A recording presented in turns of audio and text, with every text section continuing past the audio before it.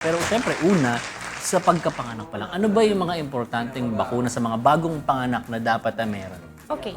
So, pagkapanganak po, yung baby po, within 24 hours, which is the ideal, dapat po makatanggap sila ng first dose ng hepatitis B vaccine and then BCG.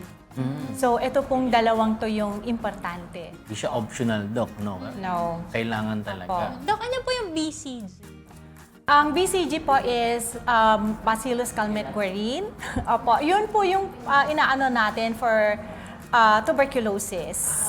Opo, yung BCG. Kaya po, pagka nagkakaroon ako ng follow-up sa mga pasyente, ano po, yun po yung unang-una kong tinitignan. Yun po yung parang dapat po may parang mark or yung sugat na sinasabi yun natin. Yun po. Ay, Either dito sa sa braso o kaya po sa may bandang puwet.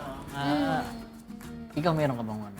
Wala, hindi ako kasi Ala, lagot. hindi ako nagsa-scar. Ay, Kaya wala akong scar mark ng bakuna, Dok. Oh, Opo, hindi po ako madaling Galing, magpeklat. Yun. all Pero right. nabakunahan naman daw Sure po ka, ako. ah? Sabi ng ma'am, hindi ba nabakunahan ako? So just in case na-miss yung bakuna, no?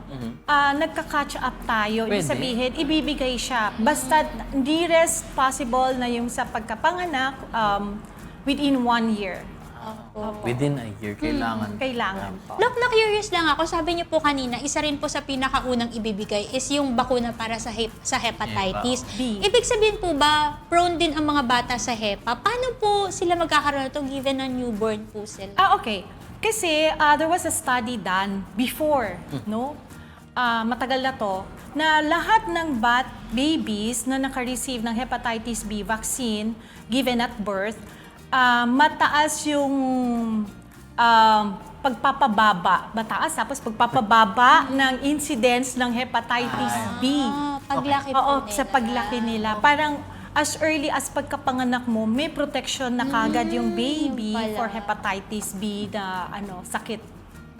Investment. Pero sa after pa naman nito, 0 to 2 years old, ano naman po yung mga dapat natandaan natin, mga bakuna para sa Okay. So, meron tayo, 'di ba, mga sa health center, no? Ito yung parang sa national natin. BCG and hepatitis B vaccine at birth, and then minimum 6 weeks old. 6 weeks. Okay. Oo, minimum 6 weeks old to 2 months, yung first dose mo ng tinatawag natin DPT, so diphtheria, tetanus, pertussis, and then polio, at saka meron tayong isa pa yung tinatawag natin na HIV, as in HIV. boy. Oo, Haemophilus influenza type B yun. So, ang ano nito is minimum 1 month to 2 months, ang interval 3 doses. And then, meron pa. So, yung iba naman is yung pneumonia vaccine.